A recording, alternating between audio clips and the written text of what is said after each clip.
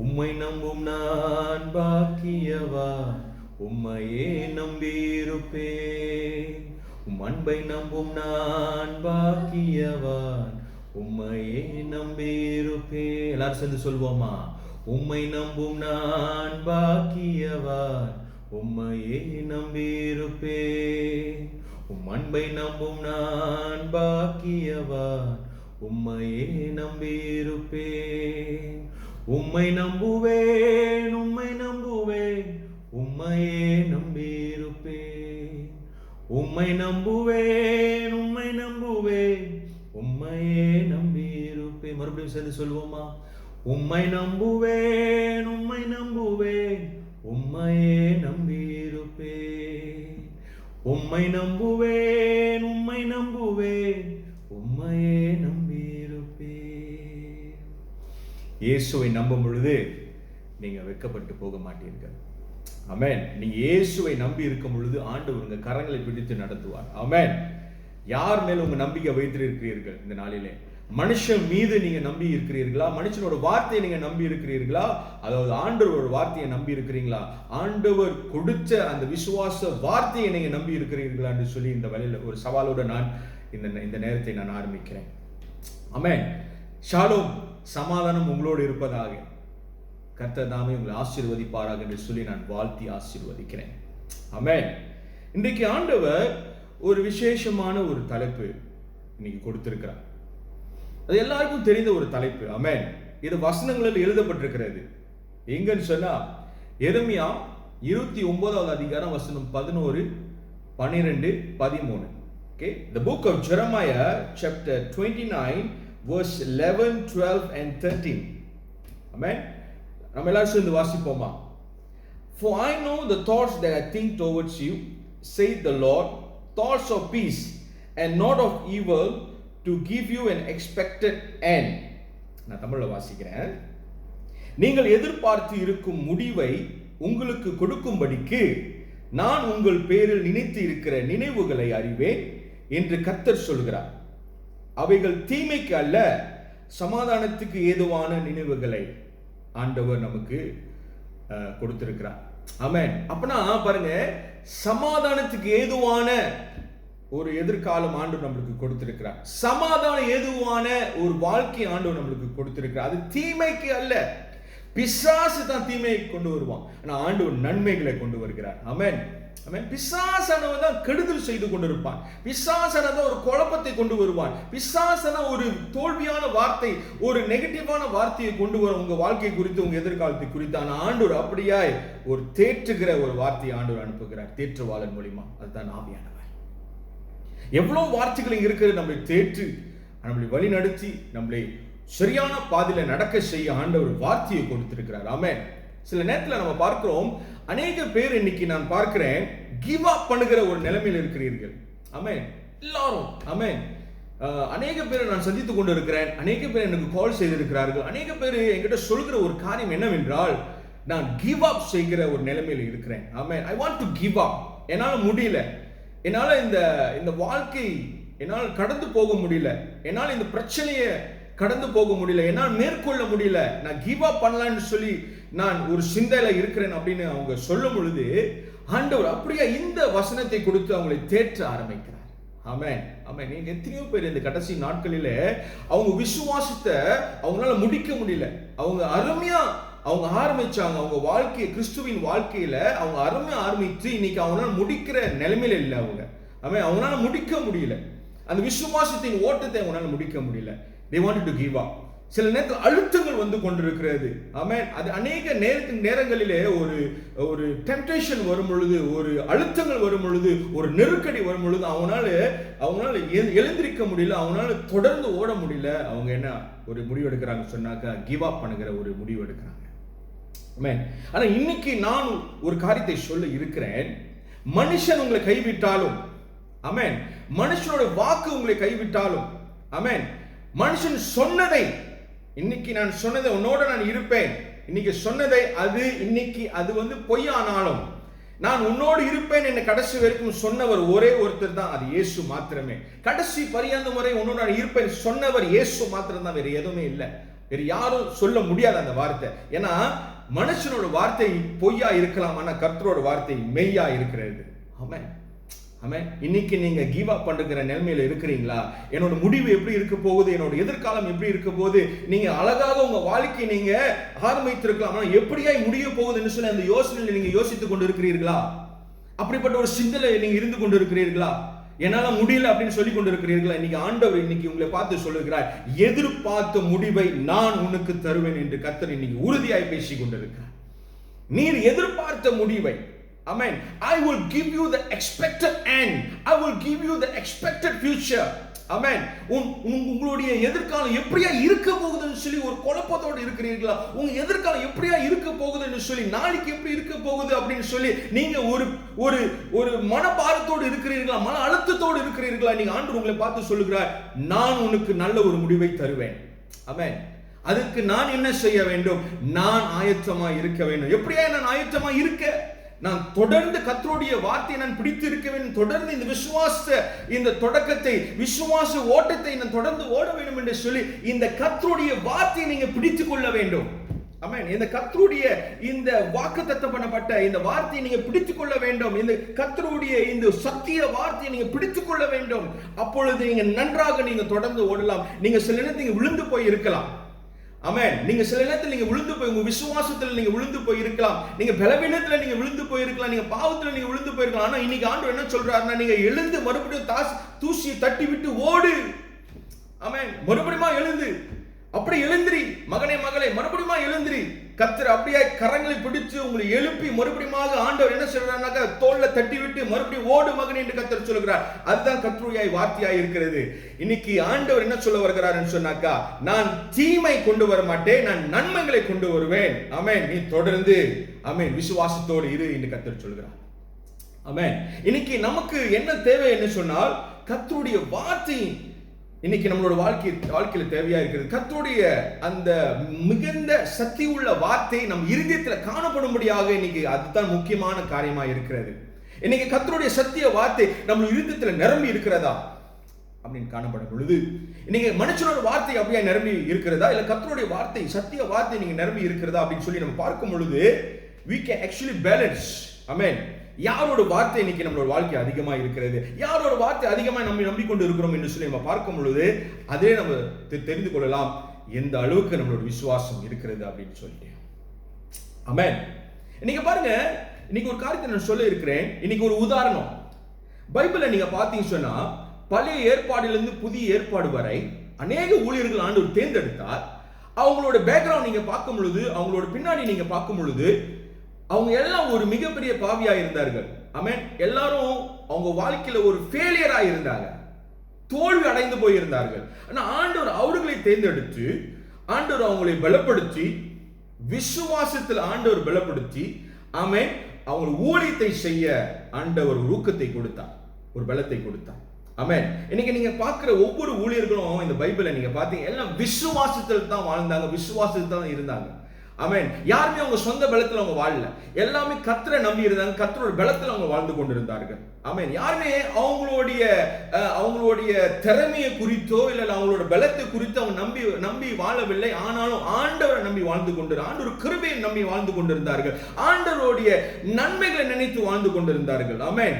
ஒவ்வொரு நாளும் ஆண்டவரை நம்பி இருந்தார்கள், ஆண்டவரை விசுவாசித்துக் கொண்டிருந்தார்கள்.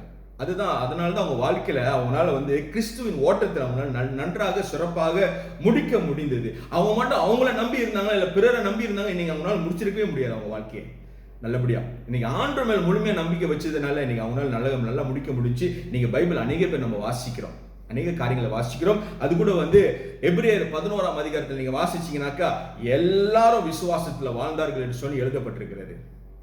எபிரேயர் 11ஆம் அதிகாரத்தில் அந்த முழு அதிகாரத்தை நீங்க வாசிச்சீங்கன்னு சொன்னா உங்களுக்கு தெரியும், எல்லாரும் விசுவாசத்துல வாழ்ந்தார்கள், விசுவாசத்துல வாழ்ந்தார்கள், விசுவாசத்துல மரித்தார்கள் என்று சொல்லி நம்ம பார்க்கலாம். ஆமென். இன்னைக்கு பாருங்க, இன்னைக்கு விசுவாசம் சொல்லும் பொழுது அப்படின்னா என்ன அப்படின்னு நீங்க பார்க்கும் பொழுது, முழுமையா ஒரு நம்பி இருப்பது, முழுமையா ஒரு நம்பி இருப்பது. பாருங்க, ஒரு வசனம் இருக்கிறது, நீதிமொழிகள் 3ஆம் அதிகாரம் வசனம் 5. The book of Proverbs chapter 3 verse 5. Trust in the Lord with all your heart and do not lean on your own understanding. முழு இருதயத்தோடு ஆண்டவரை நம்பி இருங்கள் என்று வசனம் சொல்லப்பட்டிருக்கிறது, எழுதப்பட்டிருக்கிறது. ஆமென். எப்படியா? முழு இருதயத்தோடு ஆண்டவரை நம்பி இருங்கள் அப்படின்னு எழுதப்பட்டிருக்கிறது. அப்படின்னா பாதி இருதயத்தில் அல்ல, முக்கா இருதயத்தில் அல்ல, முழு இருதயத்தோடு ஆண்டவரை நீங்க நம்பி இருங்கள். நீங்க சொந்த புத்தியில, சொந்த ஞானத்துல நீங்க சாயாதபடி நீங்க ஆண்டவரை நம்பி இருங்கள் அப்படின்னு போடப்பட்டிருக்கிறது.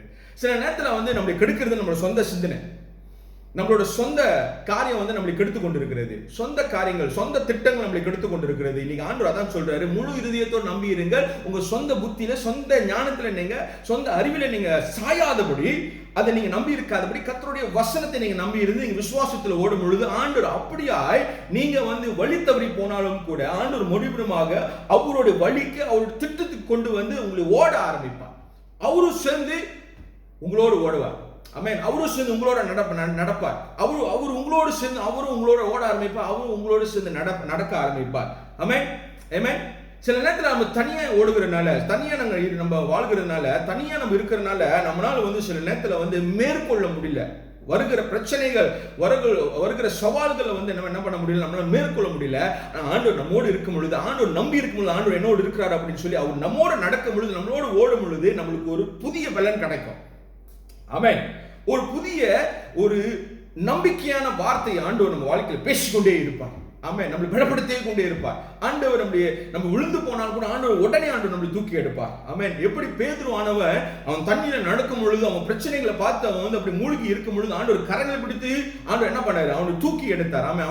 ஆண்டவர் அவனை காப்பாற்றினார். அதே மாதிரி அதே சமயம் நம்ம வாழ்க்கையில் நடக்கும் பொழுது, ஆமென், நம்மளோட வாழ்க்கை பெர்ஃபெக்ட்டா இருக்கும்னு எதிர்பார்க்காதீங்க. நம்ம வாழ்க்கை பிரச்சனை இருக்காது என்று சொல்லி எதிர்பார்க்க. பிரச்சனை வரும் பொழுது, ஆமென், அலைகள் அடிக்கும் பொழுது, ஆமென், ஸ்டார்ம் வரும் பொழுது, ஆமென், ஆண்டவர் நம்மோடு இருக்கும் பொழுது, அந்த படகுல ஆண்டவர் நம்ம வாழ்க்கையில் இருக்கும் பொழுது, அந்த படகு, ஆமென், அந்த போட்ல ஆண்டவர் நம்மோடு இருக்கும் பொழுது, என்னதான் புயல் காற்று வந்தாலும் கூட ஆண்டவர் அதை அகற்றி போடுவார். ஆமென். ஆமென். ஆண்டவர் நம்மோடு இருக்கும் பொழுது, அவர் வார்த்தையை நீங்க நம்பி இருக்கும் பொழுது பாருங்க, சில நேரங்களிலே நமக்கு ஒரு குழப்பங்கள் வருகிறது. நம்மளுடைய எதிர்காலம் எப்படி இருக்க போகுது அப்படின்னு சொல்லி. ஏன் சொன்னா இது நம்மளுடைய திட்டமா இருக்கிறது. 1000 திட்டங்கள் நம்ம எழுதலாம், 1000 திட்டங்கள் நம்ம யோசித்து வைக்கலாம். ஆனா எது தெரியுமா ஜெயிக்க போகுது, எது தெரியுமா நல்ல ஒரு முடிவுக்கு கொண்டு வர போகுது? ஆண்டவருடைய திட்டம், நம்முடைய திட்டம் அல்ல. It's not our plan that going to succeed, but God's plan in our life is going to succeed. இத மறுபடியும் நான் சொல்ல இந்த காரியத்தை இருக்கிறேன். நம்மளுடைய பிளான் ஃபெயிலியர் ஆயிடலாம். அநேக திட்டங்கள் நம்ம வாழ்க்கையில போட்டிருக்கலாம், ஆனா அது எல்லாம் ஃபெயிலியர் ஆயிரும். ஆனா ஆண்டவர் நம்ம மேல இருக்கிற அந்த திட்டங்கள் அது நிச்சயமாய் நிறைவேறும். ஆண்டவருடைய திட்டம். ஆமென். பாருங்க, யாக்கோபுடைய வாழ்க்கையில நீங்க பாத்தீங்க சொன்னா கர்த்தருடைய திட்டத்துல இருந்தான். He was in the plan of God. ஆனா காலப்போக்கில் என்ன ஆச்சுன்னு சொன்னா, அவன் திட்டத்தை விட்டு விலகி அவன் பாவத்துல போய் சொந்த காரியத்தை செய்யும் பொழுது அநேக ஏமாற்றங்கள் அவன் வாழ்க்கையில வந்தது. யாக்கோபோட வாழ்க்கையில, ஜேக்கபோட வாழ்க்கையில he got cheated many times. அநேக ஏமாற்றங்கள் அவன் வாழ்க்கையில வந்து கொண்டிருந்தது. அநேக ஏமாற்றங்கள் அவன் சந்தித்துக் கொண்டிருந்தான். ஆனா பாருங்க, ஆண்டவர் அப்பயும் அவனை விடல, அவனை கவனித்துக் கொண்டிருந்தான். ஆனா எங்க பாருங்க, எங்க முடிந்ததுன்னு சொன்னா பாருங்க, அவன் அவனால முடியலன்னு சொல்லி கிவ் அப் பண்ணி ஒரு தோல்வி அடைந்து அவன் அப்படியே படுத்து கிடக்கும் பொழுது ஆண்டவர் அப்படியே சந்தித்து, ஆண்டவர் வரும் பொழுது அவன் காலை பிடித்துக் கொண்டான். ஆண்டவருடைய காலை பிடித்துக் கொண்டான், ஆண்டவருடைய பாதத்தை பிடித்துக் கொண்டான். இதுதான் நம்ம செய்ய வேண்டிய ஒரு காரியமா இருக்கிறது. எப்படியா நான் மறுபடியும் கர்த்தருடைய திட்டத்துக்கு நான் வர வேண்டும் என்று சொன்னால் கர்த்தருடைய பாதத்தை மறுபடியும் நீங்க பிடிக்க வேண்டும். கர்த்தருடைய பிரசன்னத்தை நீங்கக்குள்ளாக நீங்க வர வேண்டும். ஆமென். முக்கியமா கர்த்தருடைய பாதத்தை நீங்க பிடிக்க. You have to hold on tight to the feet of God. ஆமென். அப்பொழுது நீங்க பாருங்க, உங்க வாழ்க்கை அப்படியாய் மாறும். யாக்கோபு இருந்தவன் ஆண்டவர் இஸ்ரவேலாய் மாற்றினார். ஆண்டவர் அப்படியே ஆசீர்வதித்தார். ஆமென். You could be the rejected one. நீங்க ஒதுக்கப்பட்டவங்களா இருக்கலாம். ஆமென். நீங்க தள்ளப்பட்டவர்களா இருக்கலாம். உங்களை குறித்து 1000 நெகட்டிவான வார்த்தைகள் பேசி இருக்கலாம். சில பேர் சில மனுஷருக்கு உங்களை குறித்த நம்பிக்கை இழந்து போயிருக்கலாம். ஆனா இன்னைக்கு ஆண்டவர் என்ன சொல்ல வருகிறார்னா, என்னோட பாதபடிக்கு ஓடி வா. Come to the feet of God. என்னோட பாதபடிக்கு ஓடி வா, என் பாதத்தை நல்ல கெட்டியாய் பிடி. அப்பொழுது ஆண்டவர் உன்னை உயர்த்த ஆரம்பிப்பார். ஆண்டவர் உன்னை உயர்த்தும் பொழுது எந்த மனுஷனும் தடை செய்ய முடியாது. ஆமென். No one can stop the plan of God in your life. ஆமென். ஒரு வார்த்தை இருக்கு, அருமையான ஒரு வார்த்தை. God never gives you a dream that matches your budget. He's not checking your bank account, he's checking your faith. இது என்னன்னு சொன்னாக்கா, உங்களுடைய தரிசனம், உங்க வாழ்க்கையில் இருக்கிற தரிசனம், உங்க வாழ்க்கையில் இருக்கிற திட்டங்கள் உங்க பட்ஜெட்டை வச்சு, உங்க பாக்கெட்ல எவ்வளவு இருக்கும், உங்க பேங்க் அக்கவுண்ட்ல எவ்வளவு இருக்கும், அதை வச்சு ஆண்டவர் நிறைவேற்ற மாட்டாரு. ஆனா எந்த அளவுக்கு உங்க இருதயத்துல விசுவாசம் இருக்கிறதா சொல்லி வச்சுதான் ஆண்டவர் அந்த காரியத்தை உங்க வாழ்க்கையில நிறைவேற்ற ஆரம்பிப்பார். ஆமென், ஆமென். அப்படியே உங்களோட தரிசனம், உங்களோட திட்டங்களை நிறைவேறணும்னு சொன்னாக்கா முழு இருதயத்தோடு ஆண்டவரை நம்பி இருக்க வேண்டும். ஆமென், ஆமென். பாருங்க, ஆண்டவர் ரொம்ப நல்லவராக இருக்கிறார். நம்ம ஆண்டவர் ரொம்ப நல்லவர். அவரை தேடி வரும் பொழுது, அவரை நம்பும் பொழுது ஒருபோதும் நம்மளை கைவிடவே மாட்டார். நம் கண்ணீரை துடைக்கிற தேவனாக இருக்கிறார். ஆமென். அநேக நேரத்தில் மனுஷர்கள் ப்ராமிஸான வார்த்தைகள் நம்ம வாழ்க்கையில் பேசியிருக்கலாம். ஆனால் அதெல்லாம் அப்படி மறைந்து போயிடும். எல்லாம் மறைந்து போயிடும். வானமும் பூமியும் ஒளிந்து போனாலும் என் வார்த்தை ஒருபோதும் அழியாது. ஆமென். மனுஷனோட வார்த்தை ஒளிந்து போய்விடும். ஆமென். மனுஷனுடைய ப்ராமிஸ் அது ஒளிந்து போய்விடும். மனுஷனுடைய திட்டங்கள் ஒளிந்து போய்விடும். ஆனா ஆண்டவருடைய திட்டம் ஒருபோதும் ஒளிந்து போகாது. ஆண்டவருடைய வார்த்தை ஒருபோதும் ஒளிந்து போகாது. இப்பொழுது நான் இந்த காரியத்தை சொல்லி உங்களை பலப்படுத்தி இருக்கிறேன். நீங்க ஆண்டவருடைய திட்டத்துக்கு வெளியே இருக்கிறீங்களா, ஆண்டவர் திட்டத்துக்குள்ள இருக்கிறீங்களா, கிறிஸ்துவுக்குள் இருக்கிறோமா இல்ல கிறிஸ்துவுக்கு வெளியே இருக்கிறோமா அப்படின்னு சொல்லி நம்ம இந்த வேளையில நம்ம ஆராய்ந்து பண்ணி பார்க்கும் பொழுது நிச்சயமாகவே இந்த காரியங்களை தொட ஆரம்பிக்கும். ஆமென். நம்ம சொந்த திட்டத்துல ஓடிக்கொண்டு இருக்கிறோமா, நம்ம சொந்த பிளான்ல ஓடிக்கொண்டு இருக்கிறோமா, நம்ம சொந்த ஸ்கெட்ச் போட்டுக்கிட்டு இருக்கிறோமா, நம்ம சொந்தமா ஒரு பிளான் எழுதி கொண்டு இருக்கிறோமா, அது எல்லாம் ஆண்டவர் பார்க்கிறார். ஆனா எது தெரியுமா நிறைவேறும்? ஆண்டவர் திட்டம் மட்டும்தான் நிறைவேறும். அதனால நீங்க கர்த்தரோட சித்தத்துக்கு நீங்க ஒப்பு கொடுக்க வேண்டும். கர்த்தரோட பாதப்படி நீங்க பிடித்துக் கொள்ள வேண்டும். நீங்க விட்டுறவே கூடாது. ஆமென், ஆமென். அநேக பேர் இன்னைக்கு இந்த மன அழுத்தங்கள் இன்னைக்கு அதுக்குள்ளாக கடந்து போய் கொண்டிருக்கிறார்கள். டிப்ரெஷனுக்குள்ளாக கடந்து போய் கொண்டிருக்கிறார்கள். மன அழுத்தங்களுக்குள்ளாக கடந்து போய் கொண்டிருக்கிறார்கள். ஆமென். ஏன்னா அநேக காரியங்கள் நிறைவேறல. ஆமென். அநேக நினைச்ச பார்த்த காரியங்கள், நினைத்த காரியங்கள் அது நிறைவேறல அப்படின்னு பார்க்கும் பொழுது மன அழுத்தங்கள் வந்து கொண்டிருக்கிறது. நீங்க ஆண்டவர் அதான் சொல்றாரு, அதெல்லாம் ஒரு மூலையில கசக்கி போட்டு, ஒரு மூலையில போட்டு நீங்க ஆண்டவரை நம்பியிரு. ஆண்டவர் உனக்கு ஒரு புதிய பிளான் கொடுப்பார். God will give you a new plan. Throw away all your plans, but God will give you a new plan, and that plan will surely succeed in your life. நீங்க நினைத்து பார்த்ததை விட அதிகமாய் ஆண்டவர் உங்க வாழ்க்கையில செய்ய இருக்கிறார். ஆமென். நீங்க நினைத்ததை விட, நீங்க எதிர்பார்த்ததை விட ஆண்டவர் நல்ல ஒரு முடிவு ஆண்டவர் உங்களுக்கு கொடுக்க போகிறார். இது விசுவாசிங்க. ஆமென் சொல்லுங்க. ஆமென், ஆமென். nothing is finished. எதுவுமே ஒரு முடிவுக்கு வரல உங்க வாழ்க்கையில. ஆமென். நீங்க கிவ் அப் பண்ணணும்னு அவசியம் இல்லை. நீங்க ஃபெயிலியருக்குள்ளாக நீங்க கடந்து போய் கொண்டிருக்கலாம். ஆனா நீங்க கிவ் அப் பண்ணணும்னு அவசியம் இல்லை. ஆமென். you can still come back. God is with you. ஆமென். என் வாழ்க்கை எப்படியா இருக்கிறது? என் வாழ்க்கை எப்படியா இருக்கிறது?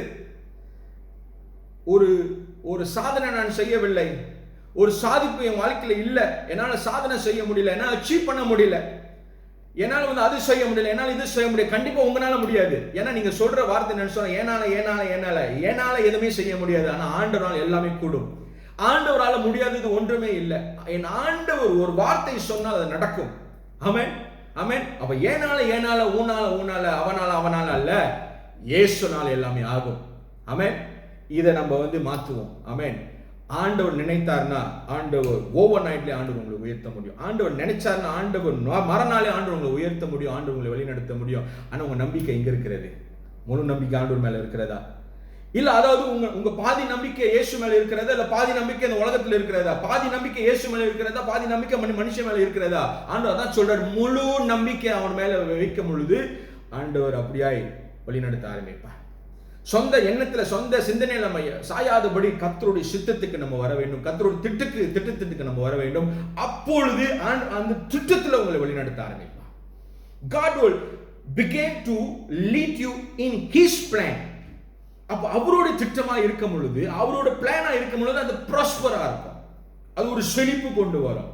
ஆமென், ஆமென். ஹல்லேலூயா. கர்த்தர் தாமே இந்த வார்த்தை கொண்டு உங்களை ஆசீர்வதிப்பாராக என்று சொல்லி நான் விசுவாசிக்கிறேன். ஆமென். ஒரு பிறகு நான் மறுபடியும் இந்த காரியத்தை நான் ஞாபகப்படுத்தி இருக்கிறேன். ஆமென். உங்களோட பட்ஜெட்டை வச்சு ஆண்டவர் காரியங்களை செய்ய போகிறது இல்லை. ஆமென். உங்க விசுவாசத்தை வச்சுதான், உங்க நம்பிக்கையை வச்சுதான் ஆண்டவர் உங்களை வழி நடத்த ஆரம்பிக்க போகிறார். ஆமென், ஆமென். கர்த்தர் உங்களை ஆசீர்வதிப்பாராக. எதிர்பார்த்த முடிவை தருபவரே, எனக்காக யாவையும் செய்பவரே, எதிர்பார்த்த முடிவை தருபவரே, எனக்காக யாவையும் செய்பவரே, யெகோவாயிரே, யெகோவாயிரே, எல்லாமே செய்து முடிப்பீர். யெகோவாயிரே, யெகோவாயிரே, எல்லாமே செய்து முடிப்பீர். எதிர்பார்த்த முடிவை தருபவரே, எனக்காக யாவையும் செய்பவரே, எதிர்பார்த்த முடிவை தருபவரே, எனக்காக யாவையும் செய்பவரே. அரசு சொல்வோமா? எதிர்பார்த்த முடிவை தருபவரே, எனக்காக யாவையும் செய்பவரே, யெகோவாயிரே, யெகோவாயிரே, எல்லாமே செய்து முடிப்பீர். யெகோவாயிரே, யெகோவாயிரே, எல்லாமே செய்து முடிப்பீர். நிச்சயமாகவே நான் இன்னைக்கு கடைசியாக நான் சொல்ல வருகிறேன், நீங்க எதிர்பார்த்த முடிவை என் ஆண்டவர் செய்வார். நீங்க எதிர்பார்த்த விட ஆண்டவர் அதிகமாக உங்க வாழ்க்கையில செய்ய இருக்கிறார். அவர் திட்டத்தில் நீங்க வாழும்படியாக நான் உங்களை உற்சாகப்படுத்தி உங்களை ஆசீர்வதிக்கிறேன். கர்த்தர் தாமே உங்களை ஆசீர்வதிப்பாராக. அப்படியே கரங்களை உயர்த்துவோமா? என் ஆத்துமாவை கர்த்தரை ஸ்தோத்ரி, என் முழு உள்ளமே கர்த்தர் பரிசுத்த நாமத்தை ஸ்தோத்ரி. என் ஆத்துமாவை கர்த்தரை ஸ்தோத்ரி, கர்த்தர் செய்கிற சகல உபகாரங்களும் மறவாதே. ஆமென். கர்த்தராகிய இயேசு கிறிஸ்துவின் கிருபையும் தேவனுடைய அன்பும் பரிசுத்த ஆவியும் அன்னுண்ணியும் ஐக்கியமும் மனிதன் கூடவே இருந்து சதா காலம் இருந்து உங்களை வழி நடத்துவாராக. ஆமென்.